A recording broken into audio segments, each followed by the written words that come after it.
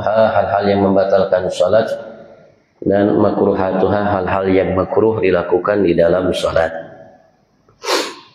Tabtulus salatu, salat itu akan menjadi batal bi ikhtilati syartin min syurutiha, dengan kita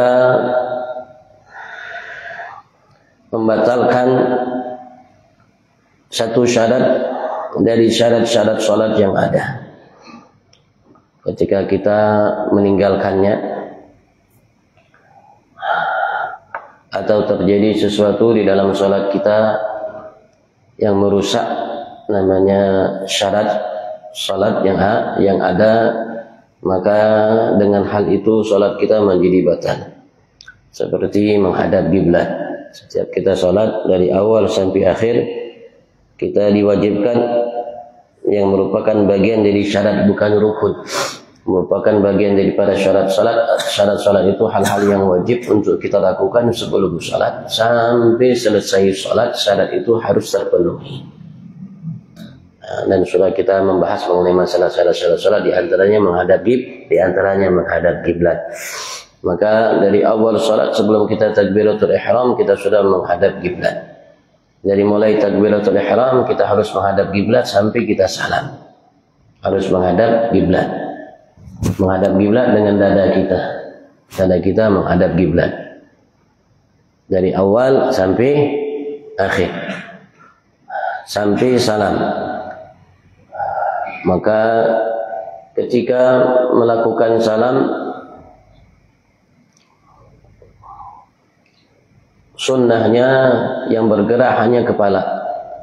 Dada posisinya tetap harus menghadap kiblat. Sampai paling minim assalamualaikum. Tidak boleh ketika salam itu menggerakkan dadanya. Kalau sebelum dada itu melenceng dari kiblat, kiblatnya ke sana, dadanya ke sana, itu bisa membatalkan sholat. Karena kala itu ia sudah namanya menggugurkan satu syarat dari syarat salat yang harusnya ia laksanakan, yang merupakan bagian daripada kewajiban yang harus ia jalani.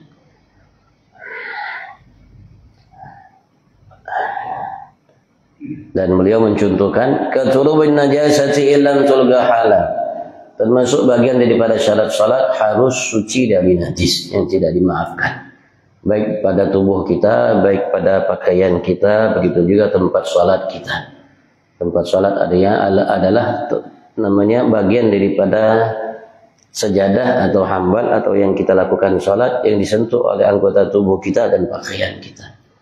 Itu tempat salat yang disentuh oleh tubuh kita di dalam salat, disentuh oleh pakaian yang kita pakai di dalam salat, itu namanya tempat salat harus suci dari najis.